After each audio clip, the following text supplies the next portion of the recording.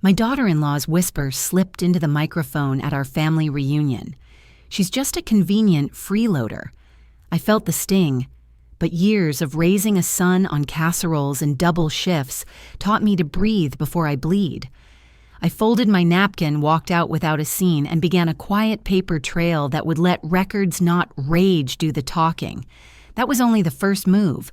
What came next would turn a wristband mix-up into a lesson about respect signatures and who truly pays the bill. Before I continue the story, please subscribe to the channel and leave a comment letting me know where you're watching from. I carried a covered dish in both hands as the church doors sighed open. The check-in table was a line of tape and clipboard smiling teens with rolls of plastic wristbands. "Family is green," one girl chirped, and then she looped a yellow band around my wrist before I could answer. She checked the list a second time. "Guest childcare." The word stuck on my skin as the band clicked shut. "I'm Maura," I said lightly, "Kendrick's mother." She glanced at the page again, then pointed to an entry in tidy print, my name under guest. "That's what your daughter-in-law submitted." I swallowed the first reply and kept my smile. "Thank you for volunteering, sweetheart." The hall smelled like brisket and lemon cleaner. I set my dish on the long table and felt the yellow circle against my pulse. Behind me, my cousin Shannon shifted forward, then paused, reading the sign that separated green from yellow lines. I could feel her noticing without making a scene. I moved along. The plastic bit the soft part of my wrist with each step. Folding tables formed a corridor, and beneath slow fans, the youth group scooped macaroni into aluminum trays. The sound of ice in coolers and the rhythm of a hymn rehearsal bled from the sanctuary. I could have asked for the ledger to be changed. I could have asked for a moment with whoever was in charge. Instead, I let the band remain and nodded when a boy asked if I needed help carrying the spoon set I had brought. It felt easier to lift something than to lift my own name back into place. A volunteer slid a stack of place cards across the table, and I found mine halfway down. The corner was creased as if someone had pressed it flat in a hurry, like a wrinkle, smoothed before a photograph. The round tables fanned out like lily pads, each with a jar of grocery store daisies and a Sharpie for notes. My place card read, "Maura Childcare." I traced the parentheses with my thumb, a reflex older than this hall, older than every plan Carol had posted and polished. Across the room, she lifted a hand to the photographer, her smile sudden and large eyes, skimming right over me as if glare off glass. She nailed every detail, someone near me said, and Carol accepted the compliment as if she had assembled the weather.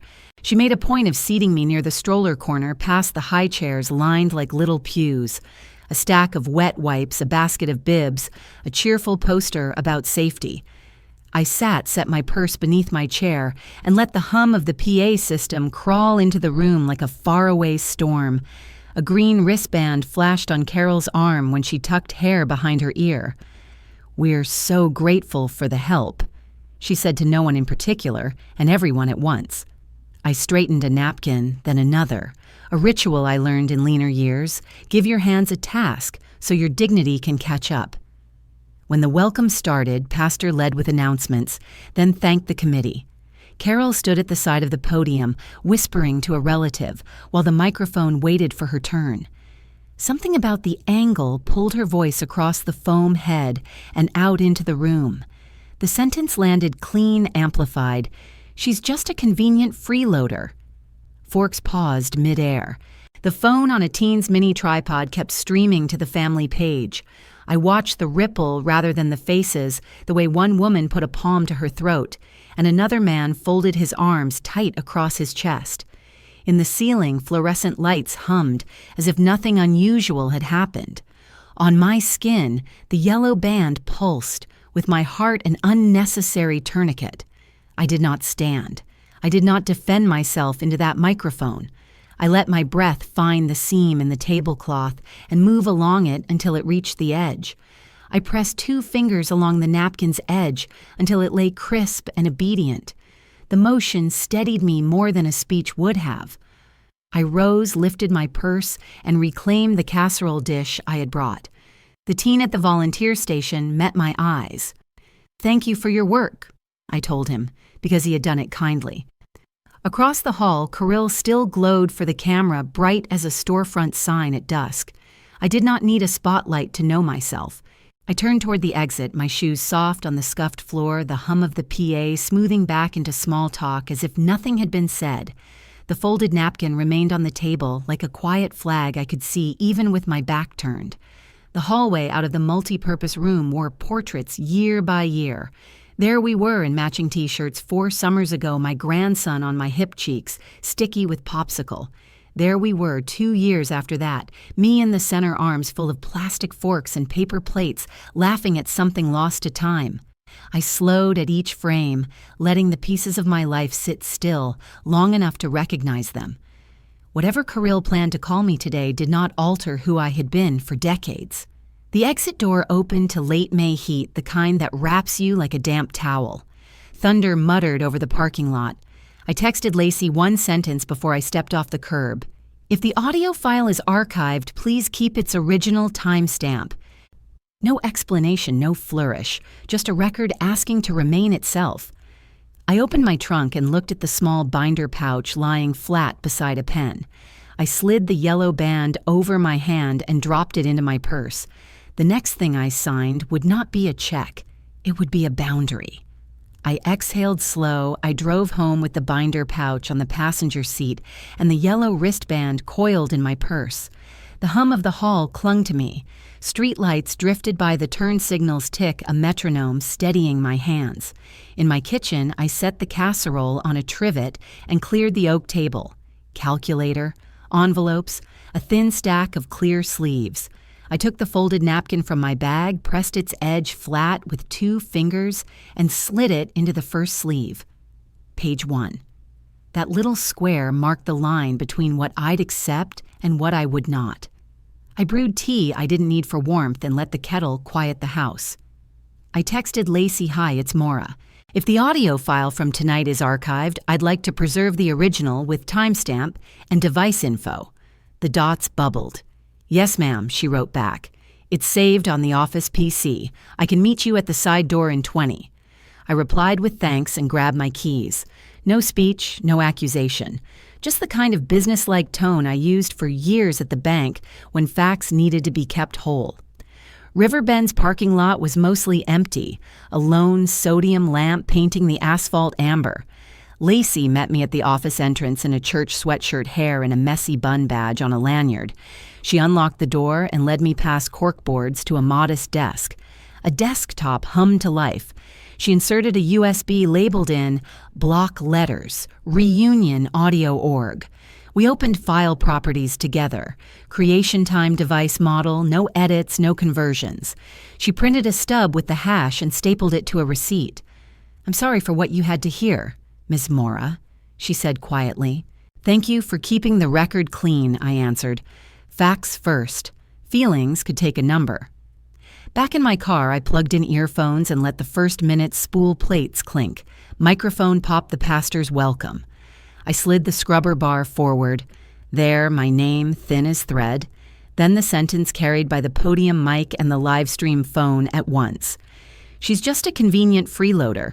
Even inside the car, the word freeloader felt damp, like I'd been walked through a sprinkler. I noted the timestamp on a sticky flag, Earlero 2749. I copied the file to my own encrypted thumb drive and compared checksums against the printout. 2 matches, 2 anchors.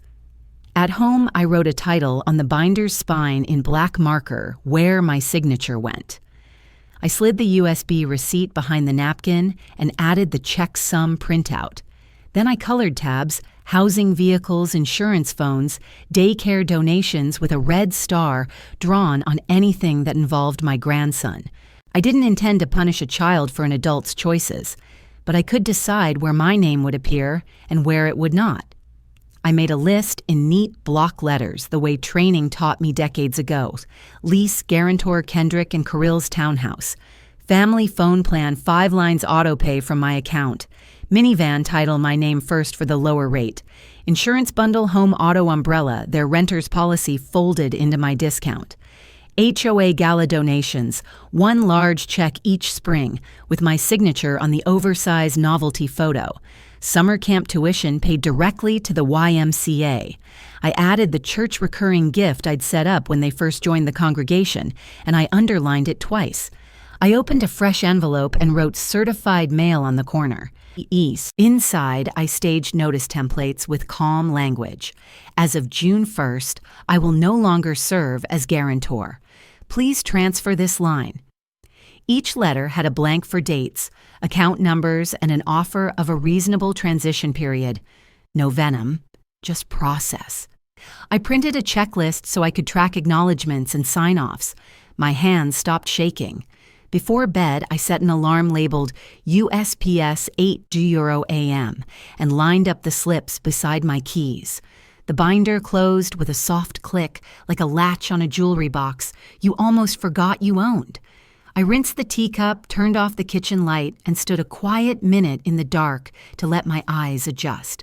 The house smelled faintly of starch and lemon, the same as the hall, but the air here belonged to me. I lay down and scrolled through the family page just once more. The live stream had ended, but the video remained, comments stacked beneath it. Blessings, little hearts, someone asking for the brisket recipe. No one mentioned the sentence. Silence is its own chorus. I set the phone face down. I didn't need their speak up to trust what I'd heard with my own ears.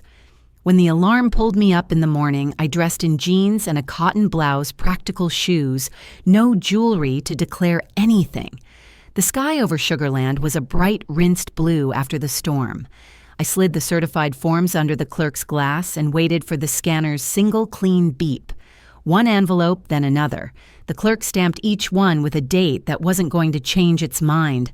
I kept the receipts flat between cardboard so they wouldn't curl in the heat outside. Driving home, the binder wrote on the passenger seat like a polite passenger who knows when to be quiet. I thought of my grandson's laugh, the way he used to tap my wrist to get my attention. Tonight, I would set aside worry long enough to plan a picnic that didn't require anyone's permission. There was dignity in that kind of ordinary future, and I intended to claim it while keeping records neat. The binder felt heavier than paper. It carried decisions, and decisions have their own weight. At 8:05 a.m., the clerk scanned my certified envelope and the scanner chirped once. I slipped the receipt beside my car keys and felt something unclench in my chest. The beep wasn't loud, but it was the sound of a door shutting behind me. The post office smelled of tape and paper dust. I filled out 3800 and the green 38111 card with the property manager's address, Parkside at Highway 6 Attention, Tara, Winslow. On the memo line of my notice, I wrote guarantee non-renewal 30-day window per lease. The clerk date-stamped the forms in red. I photographed the receipt and the tracking number, then emailed both images to myself. 2 records, 2 anchors. Back in the car, I composed a short email before the engine turned over. Subject notice of non-renewal of guarantee tracking. Nunner followed by the digits. I attached a clean PDF of the signed letter, stated the effective date, and noted that no cause was alleged. The guarantee would simply end at term. I CC'd myself and archived the thread. A sparrow hopped under my bumper and pecked at a crumb, busy and unbothered. I chose to be the same. At home, I put the kettle on and called Cyril Benton on speaker. He picked up on the second ring voice, warm and sandpapery. Morning, Maura. Cyril, can you sanity check my notice language for Texas? Read me the gist. I did. He hummed. Good. Neutral tone, precise citation, no editorializing. In Texas, clarity is kindness. Log your timestamps. Keep the envelope stubs with the letter copy. And don't use the word terminate. Non-renewal is cleaner. Already done. I said and meant it. He laughed. I taught you too well. When the kettle clicked, I added his checklist to the binder's front pocket and set the mug beside it. I pulled fresh dividers and wrote the title down the spine in block letters, where my signature went: housing, vehicle, insurance, phones, daycare, donations, under donations. I slid last spring's check to the HOA gala and the automatic church gifts I'd been covering since they joined. Under housing, I added a 1-page summary, months paid amounts, late fees I'd absorbed to keep their credit tidy. Page 1 was the folded napkin from the Reunion pressed flat in a clear sleeve. Page 2 held a printed checksum and a USB pocket with the stick labeled Reunion Audio Org. I added a small index card that listed the timestamp of the word that rode the microphone. Evidence first, then money trails. If anyone asked later what changed me, I wanted to be able to show them a page, a number, and a time. I drafted 2 companion letters.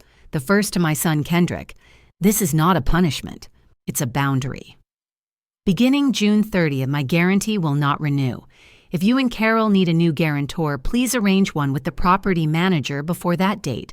I am available to discuss a timeline for moving or for qualifying on your own. I kept it short and human. The second to Kirill was shorter. Please address me as Mom or Mora in future requests. Do not use Freeloader. Thank you. I printed and signed both slid copies behind the correspondence tab and sealed the originals in stamped envelopes addressed to their apartment. Tomorrow I would send Kendrick's by certified mail and leave Kirill's at the concierge desk logged and time-stamped. On my calendar, I created 3 reminders.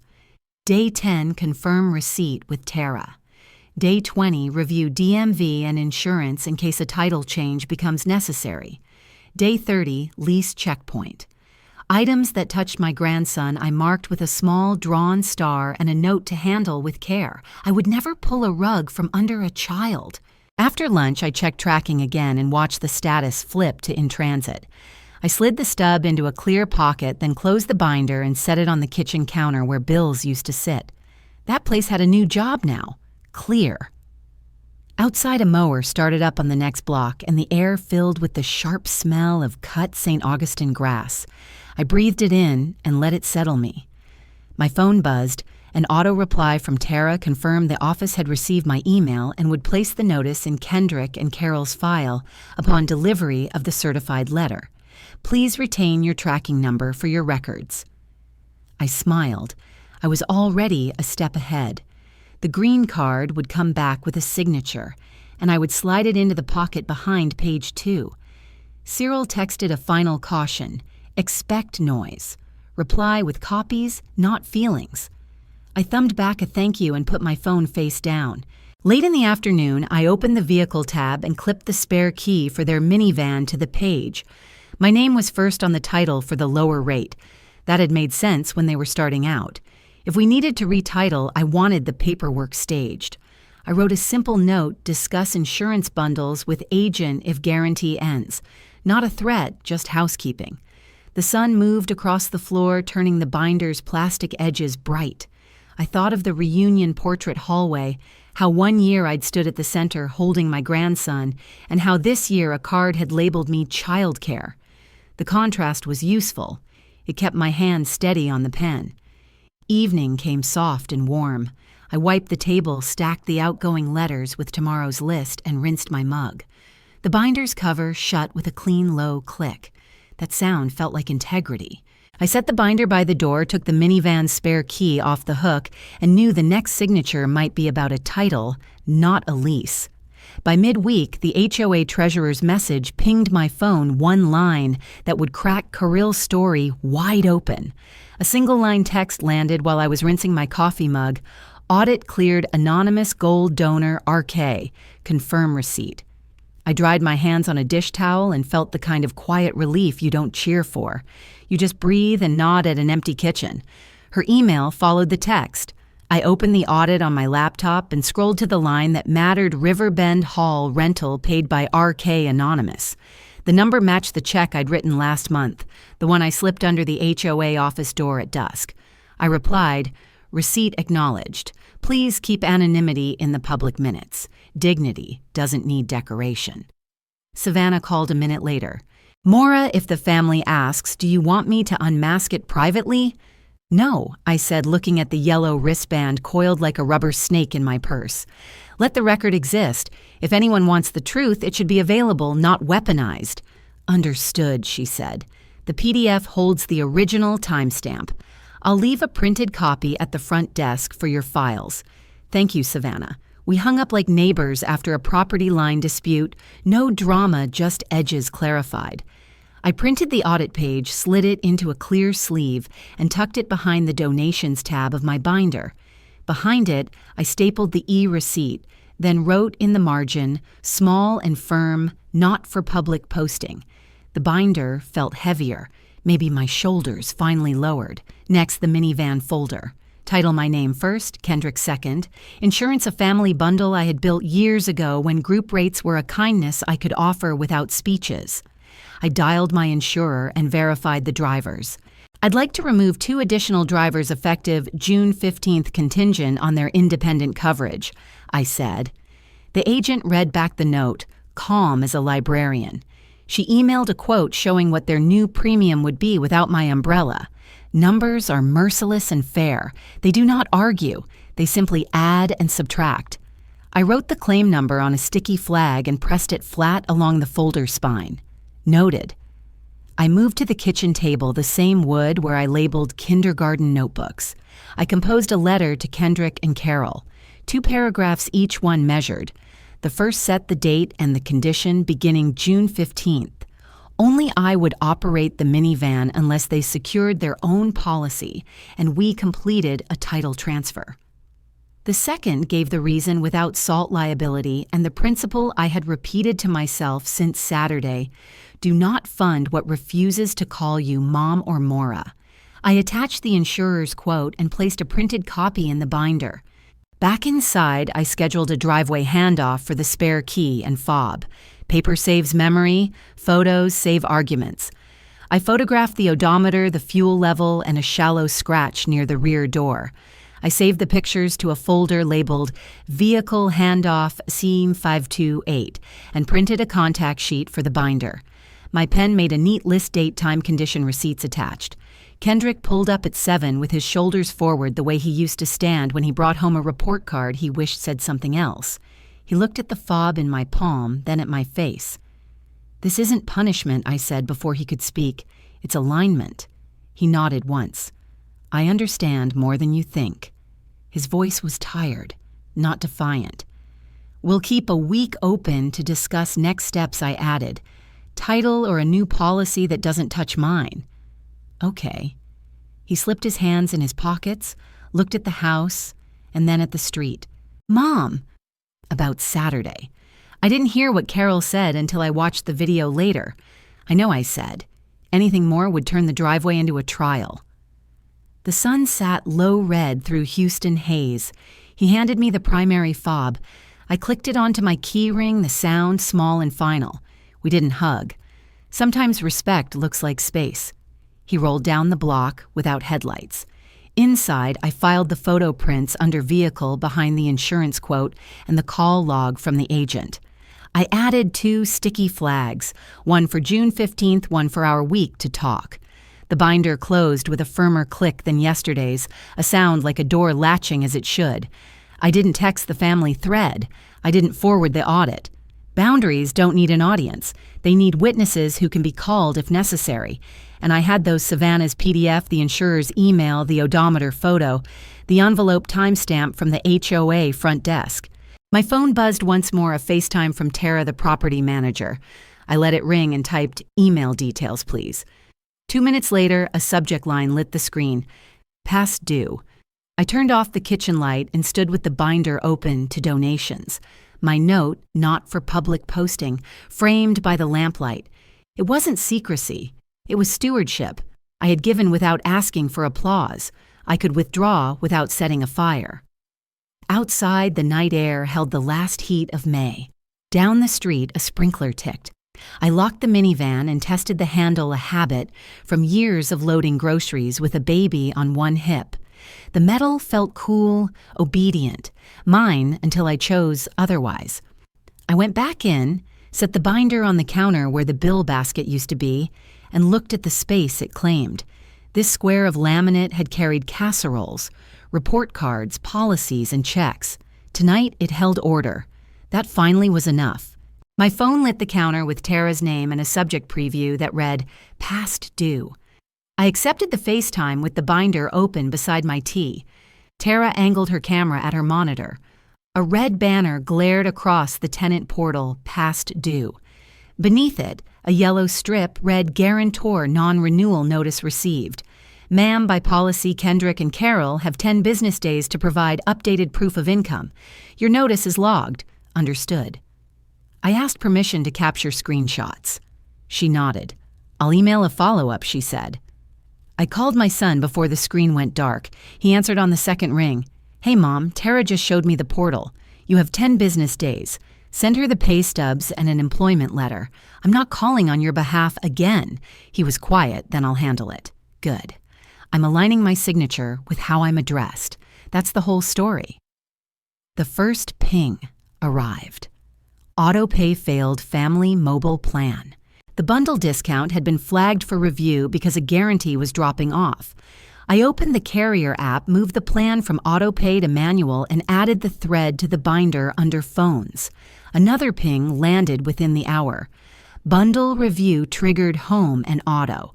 The insurer needed independent proof of coverage for additional drivers within 10 days. I forwarded the notice to Kendrick and Carol with a single line, please coordinate directly with the insurer. I requested a written quote for their premium without my multi-line discount. By noon, a third message slid into my inbox. Service suspended pending payment streaming. Plus internet add-on. I opened the account and exported last year's payment history. I archived the subscription. I didn't re-enable anything. Mid-afternoon brought a softer chime from the daycare system. Autopay source updated verify before the first. I marked the entry with a gold star in my planner and added a note. If they miss it, cover 1 month for Chiron, only then notify both parents of the amount and the date. My boundaries did not include a child's disrupted nap schedule. I brewed fresh tea and wrote a single page of notes. Red arrows by the property portal, blue circles at the insurer, a yellow square by the phone plan, and a gold star beside daycare. I let the anger pass through my pen. What stayed was math. The phone lit again, Tara's email. It summarized the call, confirmed my non-renewal was properly posted, and listed the document types required from the tenants. I replied, receipt acknowledged, and filed the PDF behind housing. The binder's rings creaked in a familiar way. They'd held report cards and church rosters. Now they held lines I should have drawn sooner. I dialed Kendrick once more before dinner to leave a short message. Son, the timeline is real. Please speak to Tara directly. I will not send emails for you. I love you. Night settled. My phone chimed again. 2 alerts stacked like thin envelopes. Device payment review, family mobile, and streaming account closed. At the table, I opened the carrier portal and downloaded the final statement with all the line items. I wrote the date, then slid the sheet into phones, followed by the insurer's quote. There was one more thing to do before bed. I composed a single summary email, CCing Tara, Kendrick, and Carol. I listed what each agency required, the dates of each notice, and which party was responsible for responding. I attached the call notes and the 2 screenshots Tara had allowed. I will not be replying on your behalf. I read the message twice and hit send. I walked the binder to the counter and set it down. The tabs looked heavier now. Housing insurance phones. I rinsed my cup and turned off the kitchen light. The word from Saturday returned like an echo underwater. I let it pass. The bills were talking back now, and they spoke terms and dates. Before bed, I turned the phone over one last time. A note from the church sat near the top of my inbox, mediation option if you're willing. I read it twice and set the phone beside the USB drive. I wrote the call time 9:14 a.m. and the portal reference number across a yellow tab. Tara's follow-up landed with the landlord's address and acceptable income letter wording. I printed it, filed it under housing, and circled the 10-day clock. It was not a threat. It was a calendar. On the carrier site, I clicked through each line. Kendrick's phone. Carol's, the tablet for streaming, all lived under a discount because my card did. I turned off autopay, shot a screenshot of the setting, and saved it. In the tiny box that asked for a reason, I typed, owner assumes payments. The insurance portal took extra clicks. I scheduled a review for the 10th day rather than immediate removal and requested a letter showing their premium without my bundle.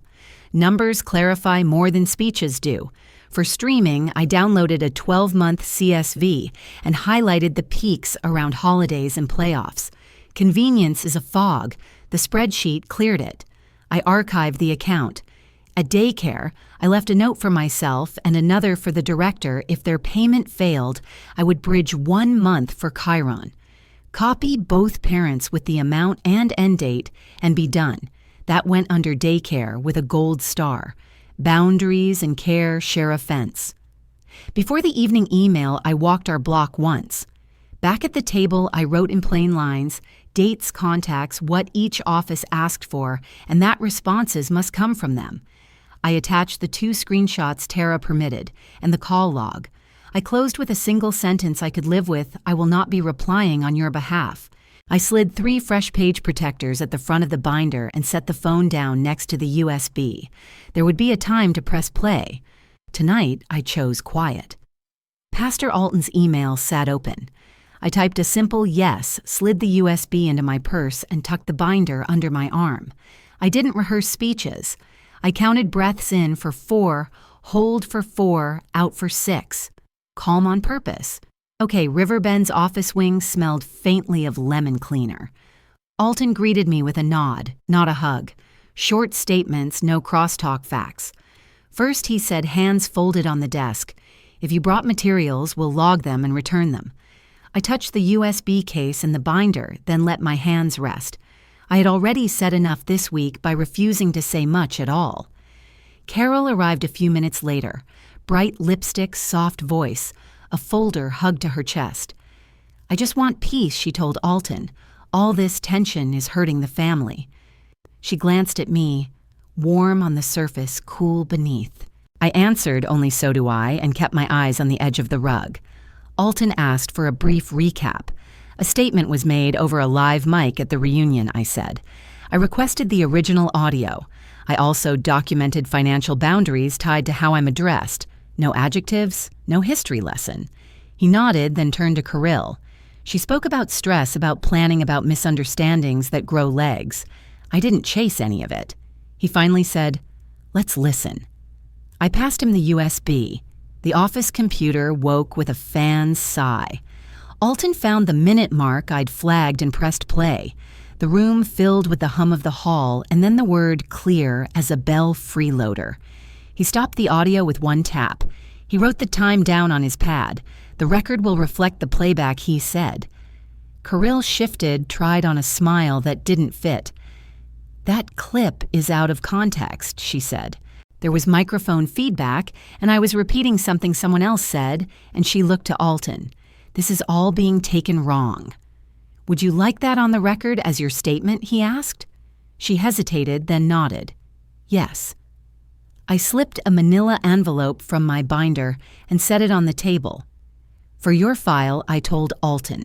Inside were copies the certified mail receipt to the property manager, the HOA audit page, noting anonymous gold, donor RK insurer, notices about independent coverage, and a cover letter of 1 paragraph. I summarized it aloud for the record. I'm not here to punish anyone. I am here to align my signature with how I'm addressed. If I'm a freeloader, I will live accordingly by not signing. Alton didn't praise or scold. He dated the envelope, initialed the flap, and placed it beside his pad. Next steps, he said. 1, the audio is verified. 2, Maura's boundary is financial alignment tied to respectful address. 3, I will email both parties a brief summary and invite an apology and a behavioral agreement. If within 72 hours we don't have traction, you proceed separately. No more meetings unless both request them. That seems fair, I said. Carol stared at the envelope. You'll regret making this so formal, she murmured as we stood. I already did, I said, meeting her eyes. That's why I stopped. We left the office in a row, Alton first, then me, then Carol. A flyer for Sunday's bake sale hung on the bulletin board lemon bars, smiling from a glossy photo. In the hall, a deacon asked Alton about chair deliveries. Life kept right on. I stepped into the Houston heat and felt the air press like a reminder that weather at least tells the truth about itself. At home, I opened the binder to the Donations tab and slid a duplicate of the HOA audit page behind the original. I printed Alton's follow-up email when it arrived, 3 bullet points, no adjectives there either, and filed it under a new tab labeled Mediation. I set a reminder on my phone, 72 hours ends Monday noon. The alarm icon looked like a small bell beside the word dignity. I made tea and sat at the table with my hands around the warm mug. The house was quiet enough to hear the compressor kick on and the ice maker pop. I thought about all the years I had said yes because yes felt motherly, because no felt like failure. I thought about the yellow wristband and the word that rode the speakers. I pictured my grandson asleep, unaware of grown-up names for things a child should never have to carry. When the tea cooled, I walked the envelope copy to the safe and laid it flat, not crumpled, not hidden, simply kept. I locked the box and returned the key to the hook. My phone buzzed once Alton's summary again CC'd to Carol, and then stilled. No calls, no speeches. Just the work of keeping boundaries where they belong, like fence lines checked after a storm. Before bed, I wrote a heading on a blank page, Family Code of Respect. Under it, I drafted 4 short lines, address each other by chosen names. No insults in public or private. Repair what you break with words. Sign only what aligns with how you're treated. I dated the page and slid it into a clear sleeve at the back of the binder. I didn't send it. Not yet. Some documents need to exist before they are ever mailed. I turned off the kitchen light and let the room go dark except for the soft glow of the stove clock. The binder sat where bills used to live, a different kind of obligation. I breathed in for 4, held for 4, out for 6, calm on purpose again. Outside, a train sounded far off, one long call, then another. Boundaries like rails work best when they're quiet and sure, leading you where you promised yourself you would go. I set the binder on my desk and typed the title line, Family Code of Respect House Rules, for my signature. The cursor blinked like a metronome. I didn't think about the reunion hall or the wristband. I thought about rails and how trains need them to stay true. If I wanted peace, I had to lay track. Section 1 came first names. Address me as Mom or Maura, I wrote. No substitutes, no slurs, no nicknames that shrink. It looked simple on the screen, but I knew what it meant. It meant I wouldn't be renamed for someone else's comfort. Section 2, conduct in public. No insults in private or public. No coded jabs during toasts or just jokes at church functions. If harm happens, we repair it with a direct apology, not a performance. Each sentence sat up straight. I kept adjectives out and verbs in. Section 3, the boundary of the pen. I shall sign for what aligns with these rules. I shall terminate or decline any financial involvement that does not. I added examples in a short list: leases, phone plans, vehicle titles, insurance bundles, donations. The list carried a decade of history with it, but on paper, it was simple as a stop sign. Section 4, the child first exception. Chiron's essentials, daycare, medical school basics may be bridged by me for a limited period, even if other support ends, provided the rules above are honored. I added a line to preserve his routine during transitions. Children deserve smooth mornings. I placed a closing clause. These rules apply to any benefits tied to my name account or signature. They are effective at noon on Monday. I scrolled back to the top and read it end to end. It was not a threat. It was a map. I called Cyril and read each clause in a steady voice. He listened without interrupting. 2 verbs he said, when I finished, shall and terminate. Let them do the heavy lifting. I revised the sentences, adjusted the punctuation, and added signature blocks with printed names and a dateline. Keep it short enough to read in 1 minute, he said, and concrete enough to stand in a file. We hung up with a thank you that covered years of practical kindness. I exported the document to PDF and opened a new email. Subject Family Code. Plus 48-hour window. I addressed it to Kendrick and Carol CC to Pastor Alton for record only. The body was short. Attached is the Family Code of Respect. If signed and an apology is delivered within 48 hours, I will bridge Chiron's essentials for the month, while you stabilize independent coverage and housing. Otherwise, I will disengage from non-child expenses. I attached the mediation summary and clicked send. I set a visible timer on my phone to 47 hours, 59 minutes, 59 seconds, and placed it beside the binder. The digits began to fall like quiet rain. I texted my son, "You have my respect. Use the time wisely." He replied, "I'll try." That small sentence was the first honest thing we had said to each other all week. Within the hour, a group text from Carol lit the screen. Misinterpretation, church acoustics, hurt feelings, the need to move forward without legalese. I replied with one line, "Please direct any statements to Pastor Alton's email to add to the record." No debate. A cousin added a thumbs up and nothing more. Silence did more work than argument could.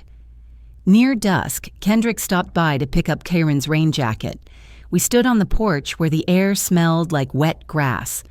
I kept the door half open and the conversation small. "The code protects everyone's dignity," I said, showing him the first page on my tablet, "including yours." He nodded, eyes tired. "I'll read it tonight." We did not mention the reunion. We did not mention the word. He touched the sleeve of the tiny jacket, then thanked me and left.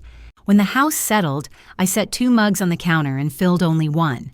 The timer showed 33 hours and a handful of seconds. I printed 2 signature pages and clipped a pen to each. I tucked a small envelope behind the tab marked "Child" on it. In neat letters, I wrote, "Chiron Essentials." Inside, I placed a note to myself, "Bridge, if apology comes in good faith. Otherwise, route any support through neutral channels with receipts." I slept lightly and woke before dawn to birds and sprinklers and the soft tick of the kitchen clock. Sunday morning arrived with its ordinary clothes. I checked the timer 24 hours even. No email, no voicemail. I put my phone on silent for the service and slid it into my purse beside the USB. In the pew, I breathed with the choir and let their harmonies carry weight I refused to shoulder alone.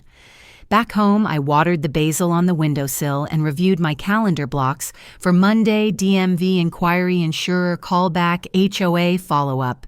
Official letters, not opinions, would be the voices in the room next. I wiped the counter, straightened the binder's spine, and watched the seconds walk down the screen. The house was quiet. Quiet can be lonely.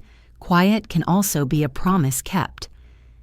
At noon, I set the pen beside the signature lines again. The timer kept falling. My heart did not race. It made a different motion, steady and low, like a drum you hear through a wall. The rules were written. The clock was running. All that remained was whether they would step toward dignity with me or step aside while I kept mine. I would be ready at the door pen, steady, heart set. I watched the timer strike noon and go still. No apology, no signature. Another clock began. I flipped the vehicle and donations tabs to the front of my binder and listened for the mail truck. Its brakes sighed at my curb like an old horse being reined in. I carried the stack inside and set it next to the kettle, then washed my hands and opened the envelopes with a butter knife the way my mother did. The white windowed one carried the state seal. Provide proof of insurance within 10 days for the listed drivers or removal will occur. The letter cited the bundle review triggered by policy changes. It listed the minivan by Vian, my name as policyholder Kendrick and Carol as additional drivers. I photographed the page, logged the date and time in the binder margin, and slid the letter behind the vehicle tab. The tone was neutral and firm. Institutions speak like fences. I called the insurer and waded through hold music that sounded like an elevator trying to be polite. The representative confirmed the same window and outlined 2 options. Either Kendrick and Kirill stood up their own coverage, or I removed them on day 10. I asked for a follow-up email and a simple quote for what their premium might be without my bundle. "I'll send both within the hour," she said. I thanked her and wrote rep email pending on a yellow sticky. I parked above the phone bill. I forwarded the DMV letter and the insurer's promises to Kendrick and Carol with a subject line that left no room for fog. Vehicle day 10. Hard stop. I bolded the dates and omitted everything that looked like a sermon. I CC'd Cyril for record only. My email took 6 lines and carried the weight of a gate gently closing. An inbox ping arrived while the kettle warmed. Savannah, the HOA treasurer, posted the annual audit to the member portal. I logged in, clicked through to the report, and found the line I knew would eventually surface: Riverbend Fellowship rental paid by RK Anonymous. The date was the week of the reunion booking. I downloaded the PDF and captured a time-stamped screenshot of the portal page, then signed out again. Light through the kitchen blinds striped the binder like piano keys. I chose the quiet path. I did not paste the line into the family group. I filed the PDF under donations with a sticky that read, "Available upon request," then texted Pastor Alton, "For your records, the HOA posted the audit." He replied, "Received, thank you for keeping this sober." I brewed tea and let the leaves turn the water honest. The ripple arrived without me. A cousin who rarely comments messaged privately. "The HOA report." "Was that you?" I answered. "The report speaks for itself." Another cousin dropped a screenshot into the family chat, someone else's screen, not mine. The same line item sat there neat as a nameplate. A few bubbles appeared and disappeared. Carol stayed silent. Kendrick reacted with a single check mark, the digital version of a nod you can give with your eyes closed. I printed everything new: the insurer's follow-up, the DMV letter, the HOA PDF. I added a 1-page index titled External Letters June 2nd and starred anything that touched Chiron to remind myself that child needs run on their own clock. The binder's rings clicked shut with a calm that felt earned. Outside, a sprinkler ticked through the cul-de-sac like a metronome God set for ordinary days. My phone buzzed on the counter and skittered a little against the stone. It was Shannon, the cousin who'd stiffened behind me in the check-in line. "If you're okay with it," she wrote, "I'll post what I saw and heard. No spice, just facts." I stared at the message and felt something in my shoulders loosen. "Facts will do," I replied. "Thank you for keeping it clean." She sent a thumbs up and asked for the time mark. I gave her the minute and the second. The USB stayed in my purse. The institutions had spoken enough for one day. I poured the tea and tasted the quiet. The house held its breath in the way homes do when they know a storm passed, but the air hasn't decided whether to clear. I didn't need a victory lap, I needed sturdy ground. The letters lay flat. The binder's spine watched the room. In a small stack by the door sat 2 stamped envelopes addressed weeks ago to no one, and now ready for the next right names. By evening, the porch was a rectangle of shade. A neighbor waved from across the street, and I lifted my hand in return. Somewhere down at the corner, the mail truck eased past, again headed toward the exit of our loop. My phone vibrated once more. "If you're willing," Shannon wrote, "I'll set the record straight tonight." I told her I was willing. Then I set the phone face down, folded the dish towel, and let the clock do its precise, impartial work. Shannon's post went up at dusk. She wrote 3 plain sentences about the check-in table, the wrong wristband, and the whisper that wasn't a whisper once the microphone caught it. She didn't mention the audit or who paid for the haul. She didn't need to. Under her note, relatives who had hovered went quiet or typed small acknowledgments. I was there, I heard it too. That wasn't right. No pile-on, no fireworks, just the sound of a room choosing to hear. I opened a fresh page in the binder and titled, I listed DMV, the insurer, and the HOA and wrote for each neutral tone, clear steps. Paper carries what's needed. I watched dusk creep over the cul-de-sac while Shannon's message blinked on my phone. "If you're okay, I'll post what I saw." I typed back, "Facts only." No names called. The binder lay open at the donations and housing tabs, neat as a ledger. I could feel my pulse slow to something workable. I sent Shannon 3 guardrails, the same kind I'd want if our roles were reversed. State time and place cite, exactly what was heard over the PA, avoid adjectives and guesses. She replied with a thumbs up, and I'll keep it dry. For the record, I texted Pastor Alton. A neutral family member plans to post a factual summary. His answer came back almost immediately received. That word steadied me more than I expected. Before anything went public, I drafted my own single paragraph and saved it in notes. Thank you for keeping things factual. I will not debate here. I set the phone face down on the coffee table, turned the TV to a weather channel with the volume low, and carried in a mug of tea. Guardrails for others work better when I stay inside mine. The post went live at 7:12 p.m. Shannon wrote exactly where we were, what table, what mic, what minute. She wrote the words that traveled through the speakers, then added one line. The church audio confirms this. At the end, she added, "Please stop calling Maura a freeloader. The HOA audit shows the hall was paid for by RK Anonymous." Comments had to be approved. Screenshots arrived from cousins like small weather radar pings. Surprise, quiet, then relief. I pasted my line beneath hers. Thank you for keeping it factual. I won't debate. I added one prayer hands emoji and muted the thread. Direct messages started to tap the glass. What really happened? Are you okay? Did she mean you and I let them pass like moths against a porch light? When a story finally has bones, it doesn't need my breath to stand. I opened the laptop and titled a new document, Boundary Notice 90 Days. If words could be a door frame, these would be the wood and hinges. I wrote what would apply from tonight forward. I will disengage from group threads that degrade me. All requests must come by email. No midnight texts, no back-channel triangulation. Child-first exceptions for Kyron's pickups. Health and school remain intact regardless of adult conflict.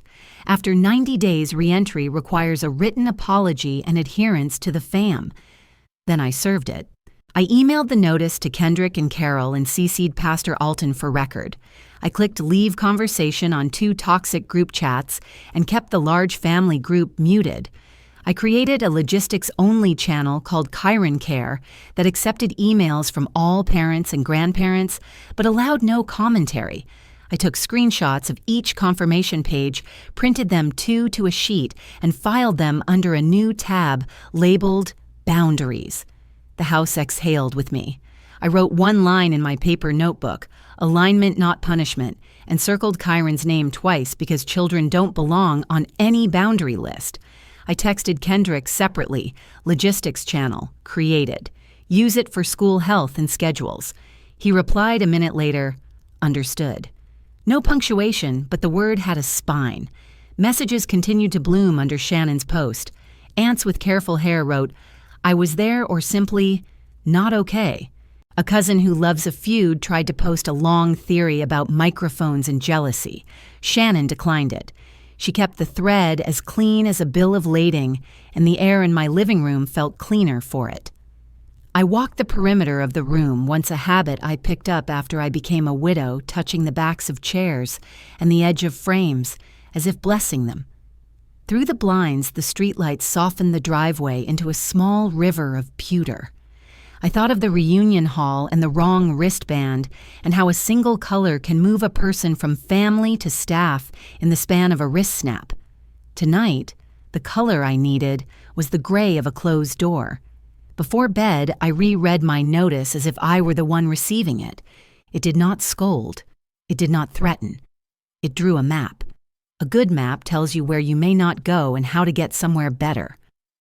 I printed one hard copy, signed it with ink, and slipped it into an envelope addressed to myself, postmark proof should anyone need it later. I checked the family thread one last time. No insults had been approved. Shannon had posted a brief closing note, comment approvals will remain on. Please keep this thread for facts only. Beneath it sat a cluster of small hearts and check marks and nothing else. I liked that emptiness. It felt like a field after harvest, stubbled, honest, and done for the day. I locked my phone, closed the blinds, and set the mug in the sink. The binder on the side table wore its tabs like flags at half-mast vehicle donations, phones, insurance boundaries. I turned off the lamps and listened to the refrigerator hum to the old house settle to my own breath even itself out. The door inside me swung on new hinges and came to rest. I slept soundly. The house felt like a held breath, not fearful, just ready for tomorrow to carry its own weight. In the morning, a different signature would be needed not for adults, but for the one person who still called me Grandma with both arms. The elementary school office had emailed to update the pickup list. I set out a pen they wouldn't forget and laid the form on the counter where checks used to sit. I set the binder on the passenger seat and clipped a black gel pen to the tab with my grandson's name. Morning heat was pooling on the windshield, the kind that makes paper curl. At the school office, I squared my shoulders, laid out my ID, and asked for the forms that protect children and keep adults honest. The clerk slid a stack toward me. Emergency contacts authorized pickup release procedures.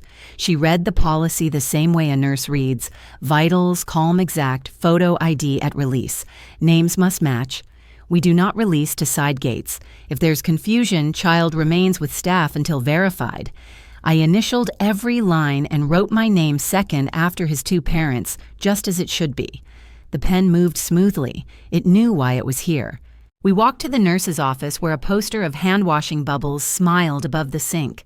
No daily medications, I said, but please keep my number for verification. On my phone, the pediatric clinic portal pinged a new share request. I accepted a limited permission vaccination records and pickup verification, only no message access, no diagnoses, no billing. The nurse nodded, pleased with the boundaries. Grandparents who read the small print are our favorites. Outside, the flag lifted in the breezes. I drove to the daycare, the binder in my tote. The manager met me with a professional smile and a ledger. I paid 1 month directly to the center and wrote on the memo line, Chiron continuity only. My letter stated the same. This bridge expires at month's end unless the parents assume auto-pay. No refunds, no carryover, no adult add-ons. She countersigned the receipt and clipped it to the account. Thank you for being precise, she said. Routine is a kindness for kids. Back home, I sat at the kitchen desk and sent one email to both parents and the school admin bullet points dates confirmations. Forms filed, nurses contact updated, HIPAA share restricted, daycare bridge documented 1 month only. I added a final line. For logistics, please use the Chiron Care email. No group threads, no drama, just the roadmap. At dismissal, I waited under the shade structure with a bottle of water and a bag of orange slices. My grandson barreled out with a popsicle stick catapult from STEM Club, proud as a fireworks show. He aimed a marshmallow at the grass and it arced soft and sure. We sat on the bench and tied a sneaker that refused to cooperate. Grandma pancakes Saturday stacked like skyscrapers, I said. He laughed hard, then leaned into me the way children do when the world still feels taller than they are. The bell's echo thinned into ordinary after-school noise. A commotion flickered near the side gate. My daughter-in-law rushed up camera-ready, holding a tote and a storyline. She waved at a teacher, then at me, and tried the gate handle. Staff stepped between, kind but firm. Release is from the office with ID.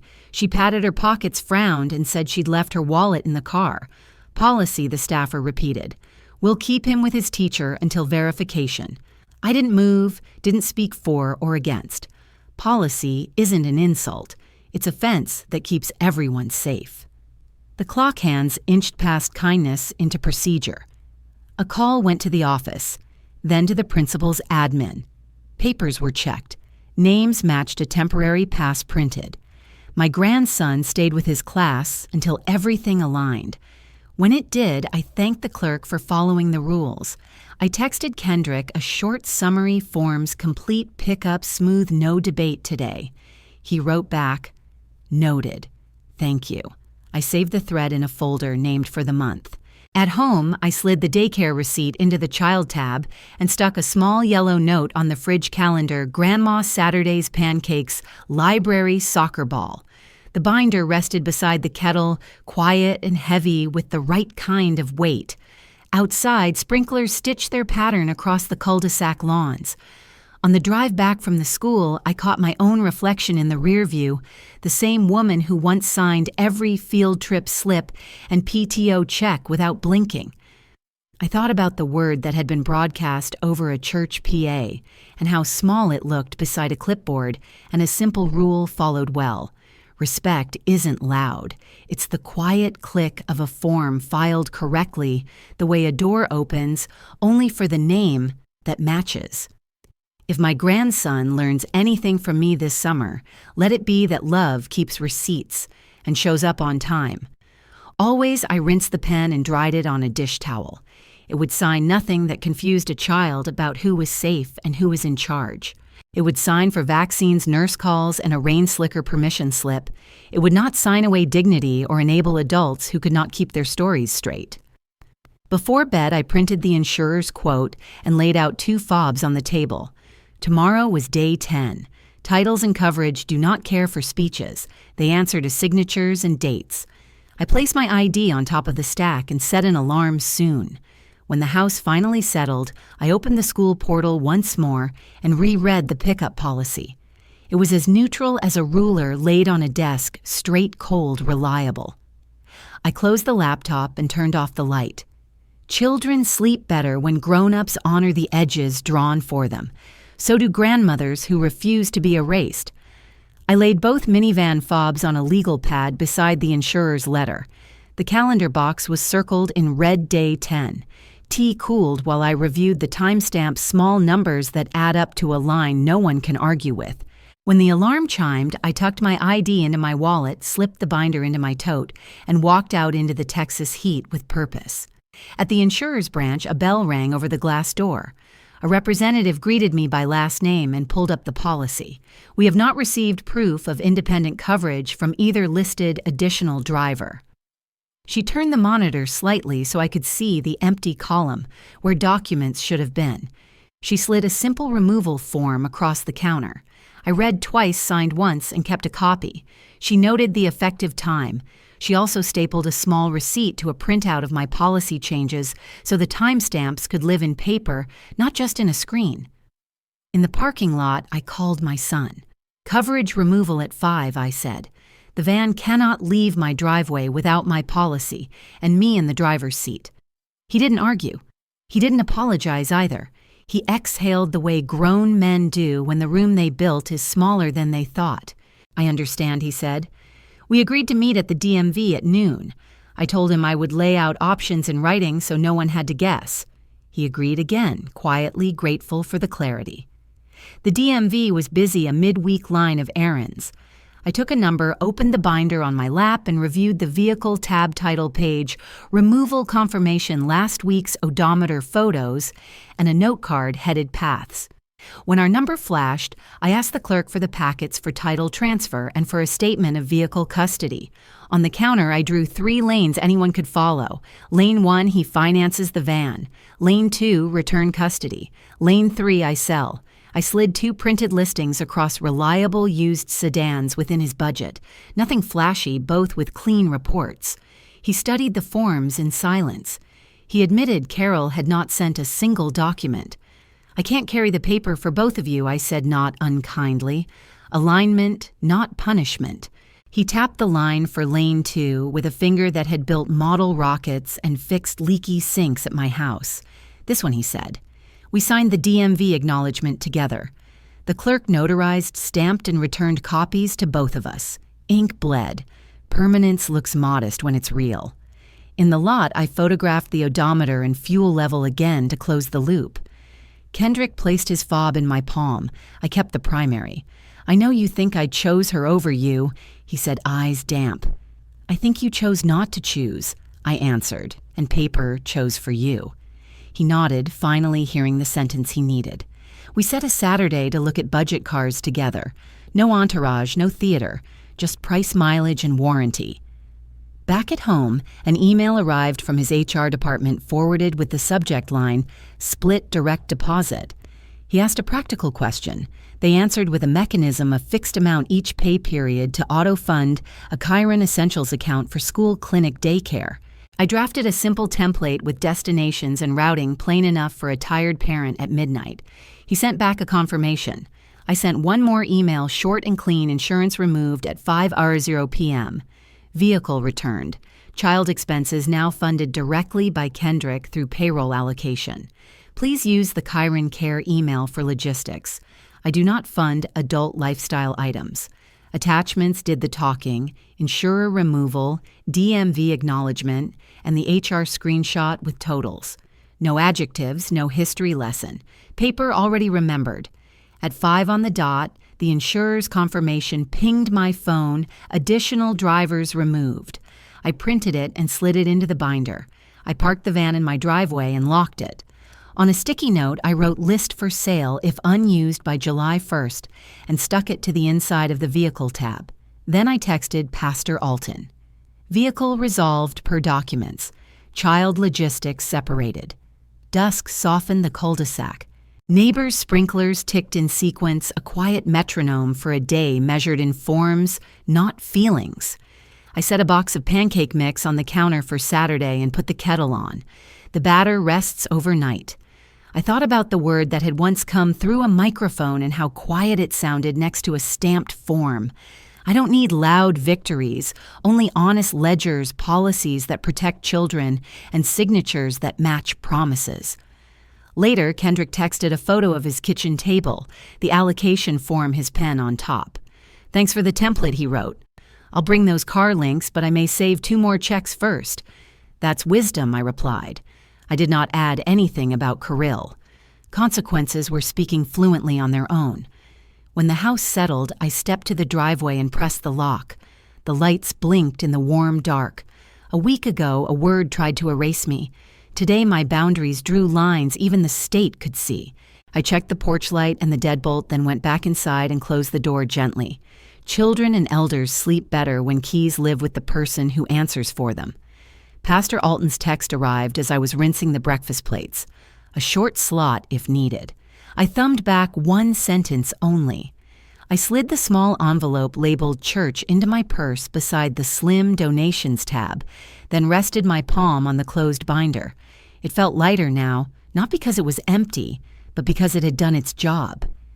I parked along the far curb behind the fellowship hall and carried a casserole balanced with a folded towel. No pageantry, just folding chairs' hymn numbers on a wooden board lemonade and sweating pitchers. Shannon lifted 2 fingers in a quiet hello from a back table. I set the dish down among green beans and pies, signed the volunteer line, and chose a chair against the wall. When the room settled, Alton stepped up, sleeves rolled, voice even. He thanked the cooks, reminded folks where to return serving spoons, and spoke 1 sentence about community repair and records that speak for themselves. He said any statements should be brief and factual. The room breathed with him as if grateful to be told there would be limits. A hand went up near the front. Carol stood with a small card. Kendrick rose beside her, hands clasped. She asked for the microphone. The ushers passed it down the row until it reached her. She didn't look my way. She looked at the card and read she had used the word freeloader. It had been captured by the church audio, and heard by many. The HOA report correctly reflected that the hall rental had been paid by me. She said the word harmed family dignity and misrepresented years of work. She apologized. Chairs creaked. Someone refilled ice. Alton nodded and reached a hand for the mic. He didn't summarize. He didn't soften. He simply held the microphone and the room waited. I stood, walked the center aisle, and stopped where the cord made a small loop in the linoleum. I kept my hands at my sides. I accept your apology and my signature will follow the respect you keep. I gave the microphone back.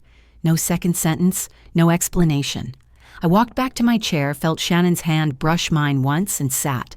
Somewhere a spoon clinked against a serving dish. The old PA speaker did not hum. After grace plates moved and children orbited the cookie trays, there was no victory lap and no speeches. Alton returned to housekeeping then, to naming birthdays. Before I left, he touched my elbow and said, "For the minute's apology recorded, donation attribution affirmed." I nodded, handed him the sealed envelope with a single copy of the HOA errata request already signed, and stepped into the blue evening. By the time I reached my driveway, my phone pinged. An HOA portal email from Savannah Errata posted donor credited as Maura RK. I downloaded the PDF and slid it into the donation sleeve. I didn't forward it. The binder did not need an audience to matter. It needed a shelf and a cool, dark place. Kendrick's email arrived an hour later, a scanned signature on the family code. His subject line was plain signed. The body said, "Thank you for keeping the rules clear." I replied with one line, "Thank you for honoring the rules that protect our child," and moved it to the Boundaries tab. No fireworks, paper ink a date. Carol did not sign. She sent a short note agreeing to use the Chiron Care email for logistics and to keep school pickup within policy. I answered with a simple "received." It felt like setting a glass on a coaster, neither warm nor cold, simply correct. Saturday morning came bright through the kitchen blinds. Chiron stood on a step stool with a wooden spoon hair sticking up like wheat. I poured batter. He flipped a lopsided pancake that landed with a triumphant smack. We cheered anyway. He drew a smiley face in syrup and asked if we could do this every Saturday. "Mark it," I said, and we dotted the summer calendar with yellow stickies that read, "Grandma Saturdays." We walked to the porch with our plates. The neighborhood was already humming sprinklers, ticking a jogger, waving a mockingbird, practicing someone's car alarm. Kieran leaned against my shoulder, warm and sticky. "Grandma." He said Mom said church was nice. "Church was honest," I said. He nodded like he understood the difference because children understand more than we think. When I cleared the plates, I opened my kitchen notebook and wrote a single sentence under the date, "Alignment not punishment, care not cover." I tucked the pen back under the binder's clip and ran a cloth over the counter where bills used to sit. The counter had a new job now. I thought of the people who might be watching this, people with decades of casseroles and calendars, who know the particular ache of being helpful and called a burden. Here is what I would tell them. If we were on a porch together, let institutions carry what they are built to carry. Let records speak. Sign where respect is and step back where it isn't. Keep the door open where a child may need to run through with sticky hands and a science project. That night, I checked the porch light and the stove. I placed the binder on the shelf spine out a quiet book among cookbooks. The house breathed. My phone was face down. The door to apology had opened and closed with a single sentence. The door to Saturday mornings was propped open with a jar of wooden spoons. I turned off the kitchen light and stood for a moment in the soft dark. The wound remains, but so do I, and I will not be erased. Yes, I'm not here to teach revenge. I'm here to model alignment. When words cut me, I let records speak and signed only where respect lived. Boundaries aren't cruelty, they're clarity. If you're facing a similar storm, ask, what can an institution verify? What will I fund only if dignity is kept? Keep the child first, the paper trail clean, and your voice calm. Now, I'd love to hear you set a boundary that changed your family for the better. Drop a 1 or share where you're watching from. Didn't like this story? Tell me why. If this helped, please subscribe to the channel so you don't miss the next one.